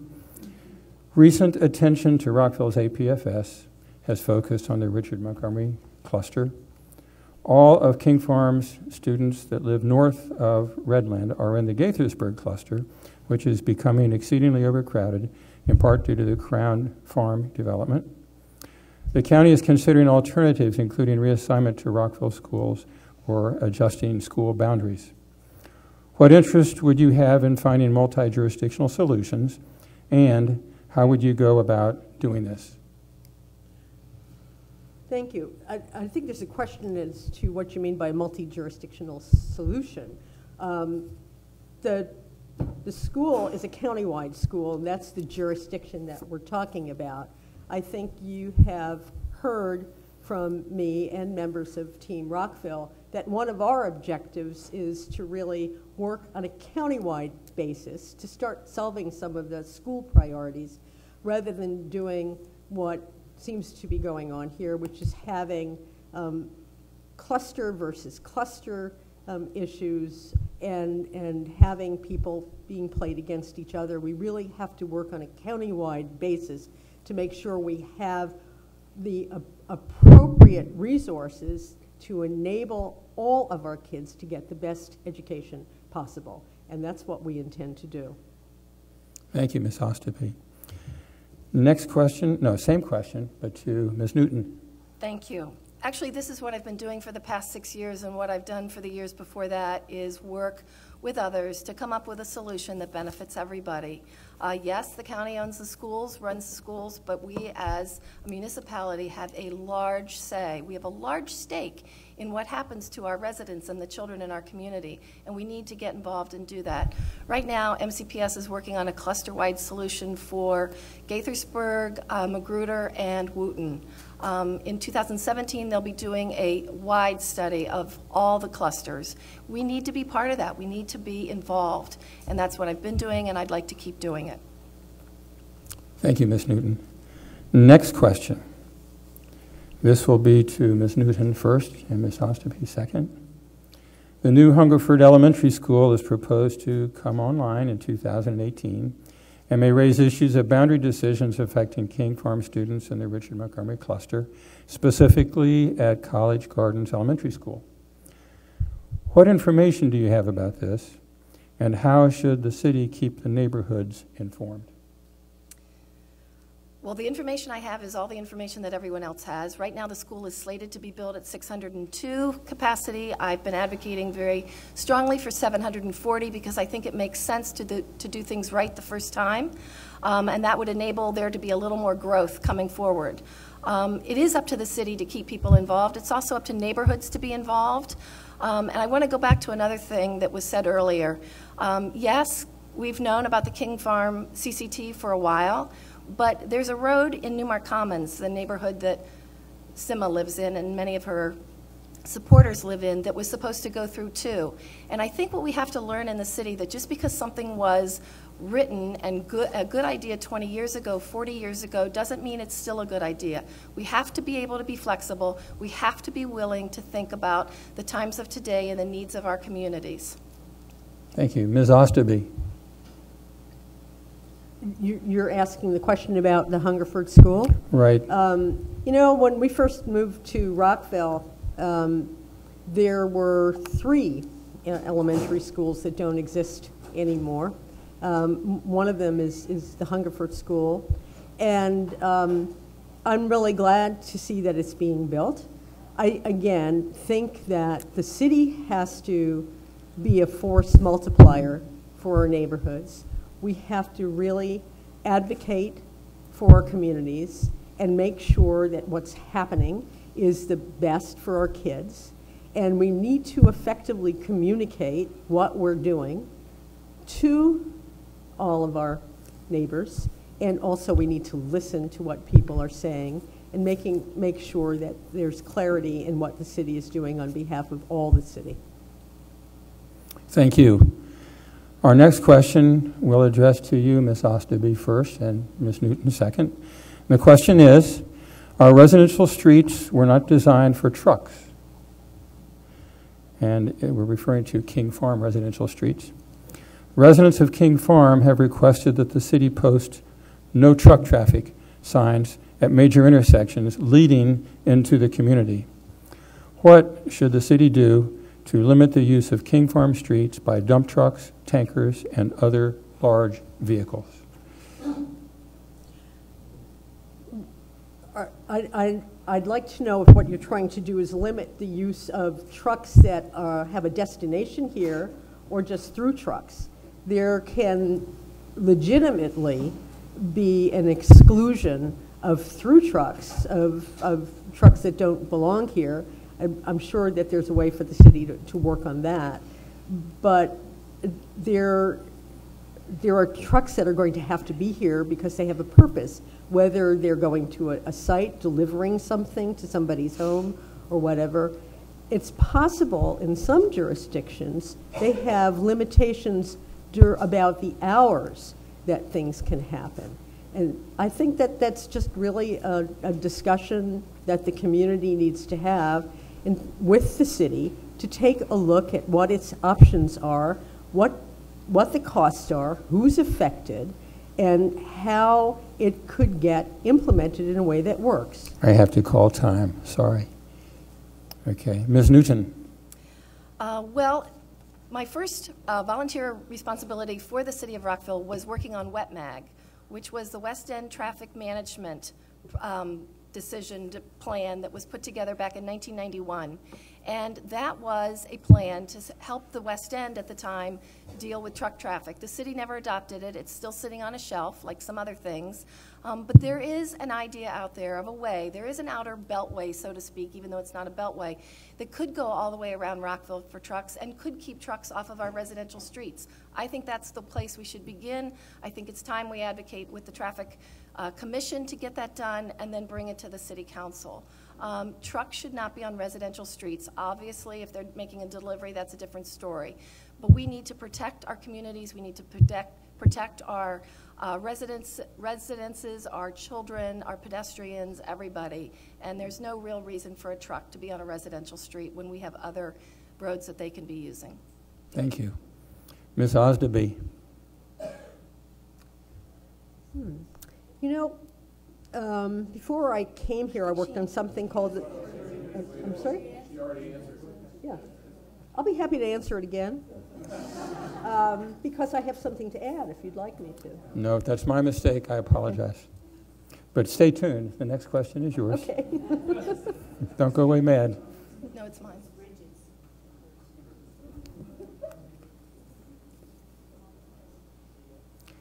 Well, my notes must be mistaken, but I have the, I'm not sure. I'm sorry. I apologize. All right, Ms. Newton. The Rockville Pike Plan covers a very small area of Rockville and largely ignores the northern end of the city. What are your thoughts on expanding the Rockville Pike Plan in the future to include the northern parts of the city where future development is forecast to occur? Okay, I wasn't sure you were finished, I'm sorry. So, I'm as finished. I've stated publicly many, many times, I think it's crazy that we spent $750,000 or more on a plan that covers 1.9 miles of the city. Just like the South Lawn Industrial Study, we should be looking at an entire area when we're talking about a study. The Rockville Pike Plan, as it stands now at the Planning Commission, is not one that I favor. I think it needs to be narrower. 252 feet is too wide. I don't really want traffic running through Rockville. I want traffic coming to Rockville to stop and shop and take advantage of the opportunities we have to offer. So I look forward to that discussion. I hope I'm part of it on the council side, or on the mayor's side. I could be on the council too, but I really think we need more work on this to make a plan that will take us into the next 20, 40 years down the road. Thank you. Ms. Ostepe. I think what's outrageous is that it's taken 8 years to replace a plan from last century. And we have somebody who's calling for it to take even longer. It's time to cut to the chase. What I was going to be talking about before with the trucks, I worked on something called the Boston Transportation Planning Review, which looked at Metropolitan Boston's transportation plans, and it was an 18-month study. It came up with solutions to transportation, including something that I discovered, which was how to get trucks off the road. That took 18 months. It's time for us to pass a plan, listen to the work of hundreds of citizens, thousands and thousands of dollars spent on professional consultants, and make a decision and get it done. Thank you. Next question, Ms. Osterby, you're first.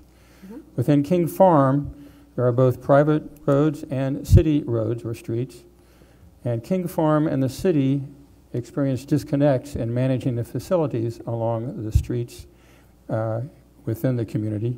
How would you propose better coordination of city services and King Farm management services to avoid failures or duplication in services and to achieve greater cost and efficiency in such items as snow replowing, street tree trimming, street lights, and other facilities management? I wonder why that hasn't been solved in the 6 years that Ms. Newton's been a member of the Mayor and Council.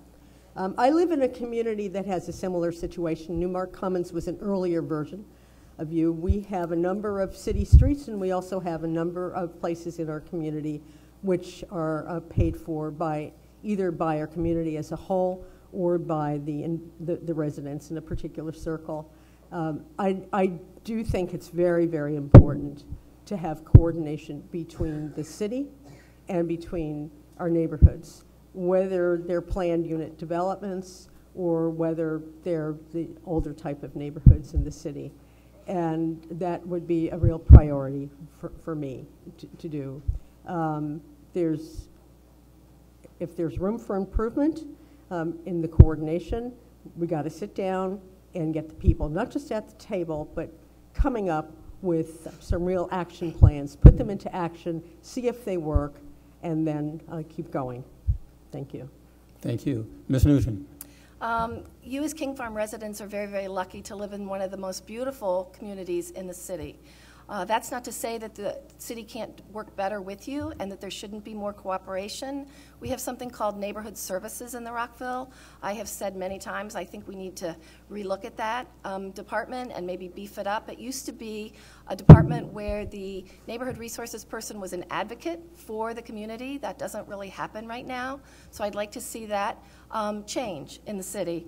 But I'd also like to go back to the previous statement, because if we were to listen to our consultants the way some on Team Rockville want us to listen to about the Rockville Pike Plan, why don't we listen to our consultants on the purchasing study when they can save us time, save us money, and give better customer service? That's what we're all about. Thank you. Ms. Newton, you're up first on this.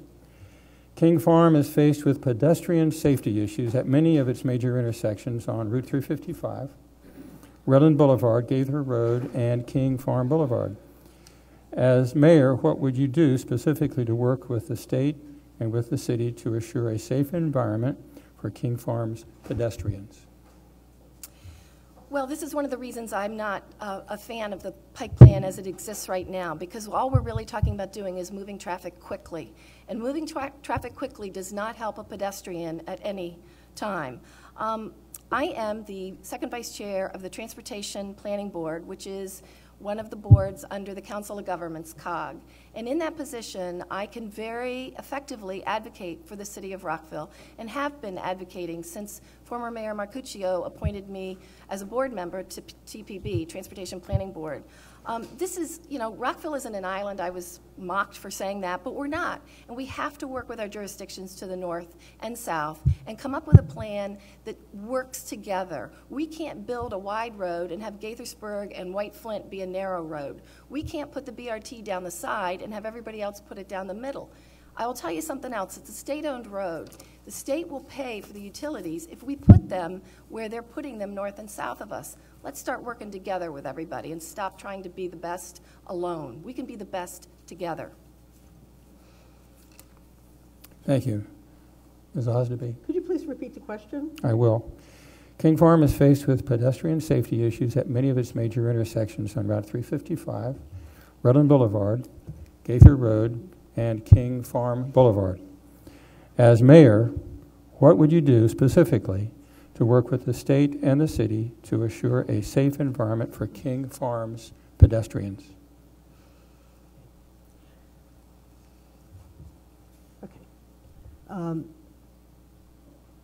One of the things that really has to happen in Rockville is something that I think Bridget Newton just alluded to.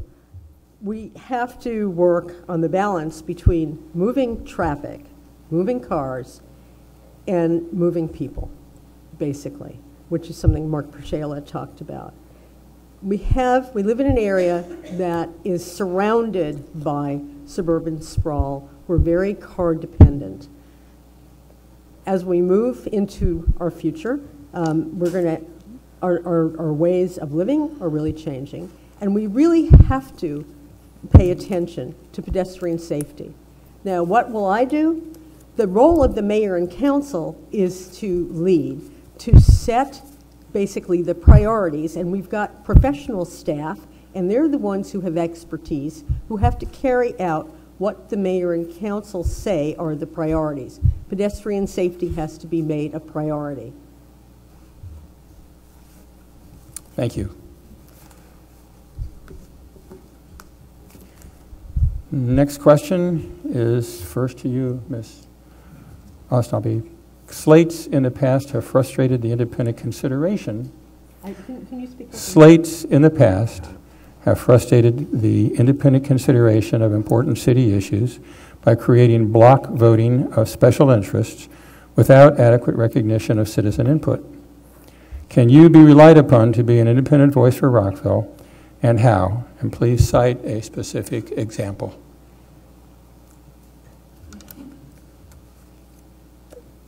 The question brings to mind a statement by Daniel Patrick Moynihan, who I don't know who wrote it, but you're certainly entitled to your own opinion, but not necessarily to your own facts. we've had slates in the city before. That's part of a long history. The slate that I'm working on is certainly not a bunch of clones. And we're a group of people who've come together with strong experience, strong individual opinions, and I'm the kind of leader who believes that the best decisions come when you bring together diverse opinions and points of view and make the decisions based on people respecting each other and working toward a common goal, figuring out what they can agree on, and then getting it done. Thank you. Ms. Newton. Thank you. I'm not a fan of slates. I didn't run on a slate in 2009, 11, 13, and I'm not running on a slate now, despite what was said earlier. Slates are part of Rockville's history, but they're not part of Rockville's long history. Slates have had their role in Rockville, and they don't have a role right now. I beat the mayor of a slate in 2013, and I ended up with 4 of the slate mates as council members. And I'll tell you something, it was very, very challenging leading a team that didn't want to play as a team. I believe Ms. Odsby ran on a slate twice when she ran for council in the 1980s. Didn't work much then either, but I really think that Rockville is better than slates. We are independent thinkers as a city. Let's be independent thinkers as a council. Thank you. Next question is to you, Ms. Newton. There is a large amount of development occurring outside the city boundaries, north and also to the south, which could have negative impact on city services. What actions would you recommend to make certain that these impacts are mitigated? Thank you. Well, one of the reasons I didn't want to see the APFS overturned on June 1st was because we didn't have anything else put in place. And until we had that, I was thinking that we needed to have something because development is coming. And I like good development, not just any development. I think it was said sometime in one of these debates that if you don't plan for your future will be planned for you. And I believe in planning for the future. I think we have to be reasonable about what we want. I think we have to have a vision, and I do. And I think we then have to go out and work for it, and I will. We can and should be mitigating the development that we want to come by working with our developers to get good development, to get them to bring the community benefits that we want and deserve as the city of Rockville. And if we work with those partners, if we work with the property owners and the developers, we can get it. I mean, I don't think it is an impossibility, and I know I am an optimist, but I believe that we can do it. Thank you. Ms. Osdeby?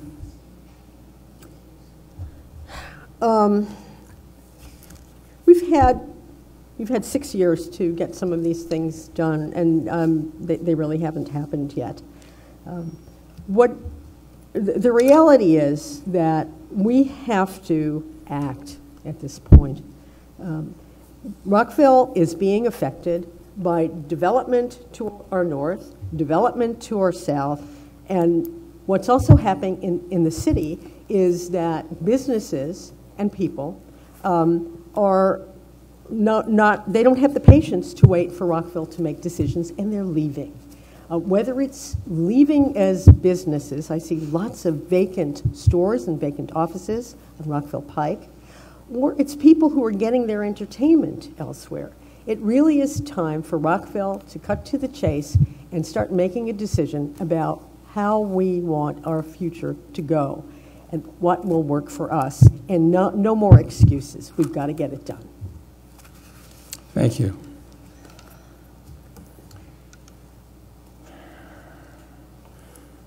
Ms. Osterby, we start with you on this. The King farmstead has been vacant for a number of years. Many of the buildings are in disrepair. The mayor and council committed limited funding to repair the main house.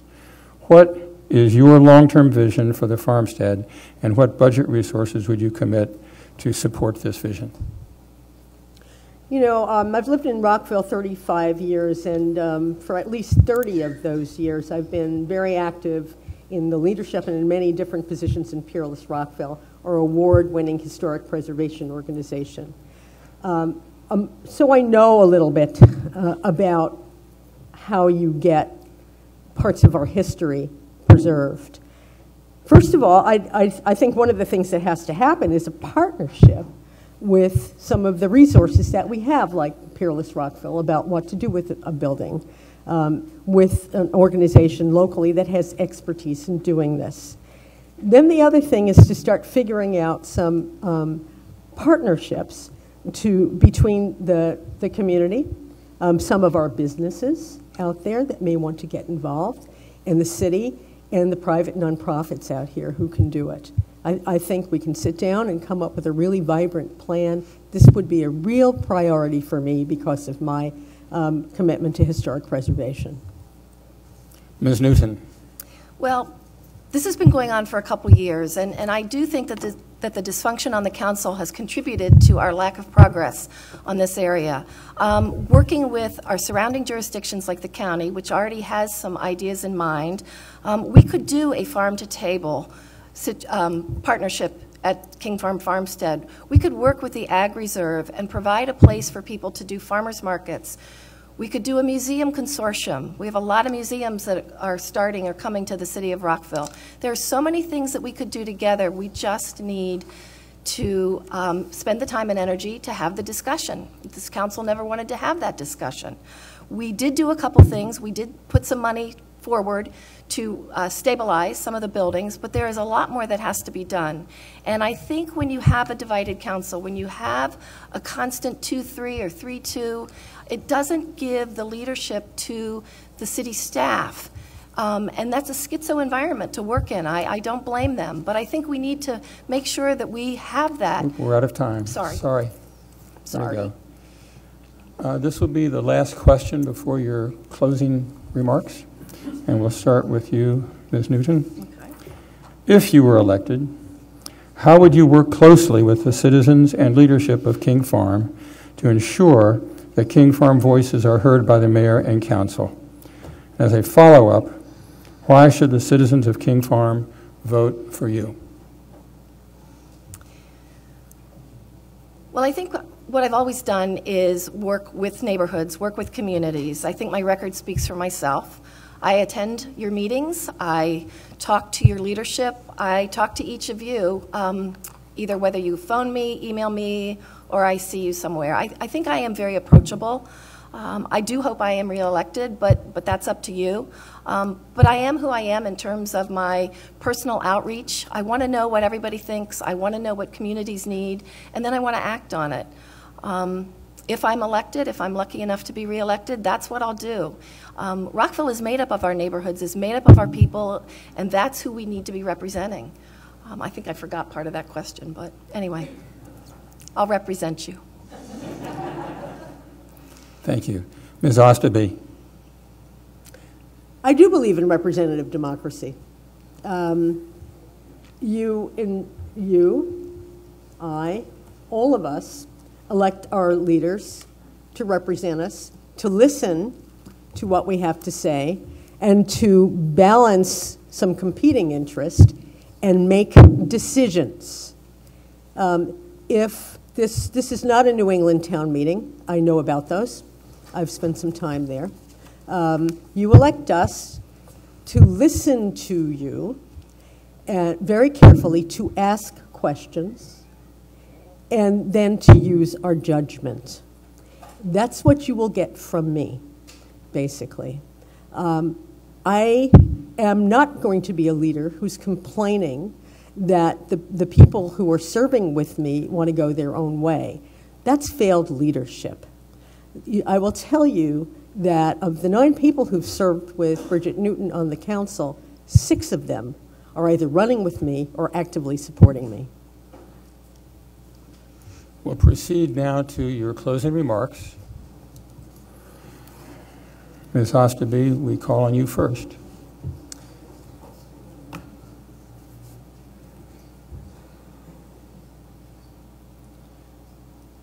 You know, Bridget Newton has said that she serves the interest of Rockville. on a number of organizations, and she's listed a number of them today. I think that's really great. But I want to know what she was doing in Annapolis on February 26, 2015, at a hearing on state legislation the city considered a priority. The mayor and council had voted to oppose the proposed new ethics law. Bridget Newton would have been expected to present the viewpoint in Annapolis as our mayor. 3 days before, she informed the council she would not, quote, be available to testify on behalf of Rockville. Another council member went instead, only to find Bridget Newton there after all. But the Rockville mayor, in fact, testified against the city's position on behalf of another organization. Not only did Bridget Newton fail to represent her own city, but she never informed her colleagues she would testify against the city's position, an erosion of trust and responsibility. I'm running for a reason. I've enjoyed serving my Newmark Commons neighborhood and the Rockville community for 35 years. I've helped reform election laws, protect neighborhoods, and preserve our heritage through leadership in Peerless Rockville. I want to stay here. Rockville's at a crucial point. We need new leadership to end stalemate and division and act to serve the interest of the entire community. In the face of changes all around us, we must take charge to navigate into the future, preserve our outstanding services and excellent quality of life. We must respect the time and input of hundreds of Rockvillians, break the deadlock, and pass a Rockville Pike plan that is transit-oriented, reduces traffic congestion, and maintains our commercial base, and works for Rockville. I've got a proven track record to forge consensus that's needed to agree on what we want to invigorate this city. Please elect me and everybody on Team Rockville. Thank you. Thank you, candidates. If you want to, you... She gets her turn. Well, I'm going to defend Bridget here. Come on. That's right. Okay, if you must, Ms. Newton. My sign still says for mayor. I'm still trying to get there. It's getting harder, isn't it? It's getting harder. Right. Thank you all again for this opportunity. These 6 debates have given you, the voters, a bit of insight into what the candidates want you to know. I hope you'll also think about the truth of what is being said. We aren't all for the same Rockville. During the senior debate, I started to relate an exchange I had with Mayor Marcuccio, and I didn't finish it, so I'll do it here. Mayor Marcuccio told me that I was too nice, not tough enough in these debates, and in responding to postings on social media. I don't need to respond to untruths or innuendo. You watch me leading council meetings, you see and talk with me in your communities, you know the work that I do. My record speaks for itself. I'm running for re-election as your mayor on my record. My record as a 2-term council member, and my record as the mayor of the city, and my record as a recent 20-year volunteer in the city. My willingness to put the city first, to spend my time advocating on our best interests, is my choice, yes. But every city stakeholder benefited when, through MML, I was able to bring back HUR funds. I support affordable housing, and I donated 4 years of my city's stipend to RHE, Rockville Housing Enterprises. I support our seniors, and I've spent the last 6 years as a liaison either to the Rockville Senior Commission or RSI. I've fought for money for a generator, to return a bus, and a senior social worker. And when it snows, I can often be found helping my husband shovel 9 sidewalks and driveways for seniors in Rockville. There's so much else to say. This is why I also supported a motion to hire an outside firm to do the purchasing study. Team Rockville didn't want to do it in the first place, and they voted to delay implementation for at least 90 days. Why do we need to wait 90 days when this report was the same as the draft report, which was the same as the purchasing manager's report we received in July of 2014? Why do we I have to call time, I'm sorry. Please vote for me on November 3rd. Thank you, candidates.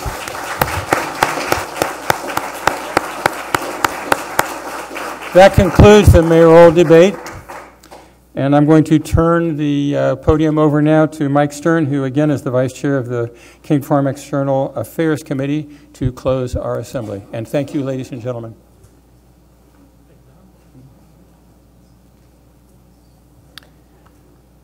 First, I'd like to thank the candidates for participating in tonight's debate and forum. With the election only a week away, this forum was the last time for these candidates to express their views collectively on the issues, especially those affecting King Farm. Secondly, thanks to our moderator, Don Hadley, and also to the members of the External Affairs Committee, which sponsored this forum. Our deepest thanks to the King Farm Board of Trustees, represented by Gail Sherman, and the King Farm Management Office for making this all possible. Finally, our greatest gratitude goes out to you, the residents of King Farm and City of Rockville. Thank you for your attendance tonight, and to those of you watching at home. Keep in mind when you head to the polls, this election is particularly significant because it is the first time officials will be elected for a 4-year term. And remember, voting is your right, not a gift. So exercise your right to vote on Election Day, November 3rd. Thanks to all of you, and good night.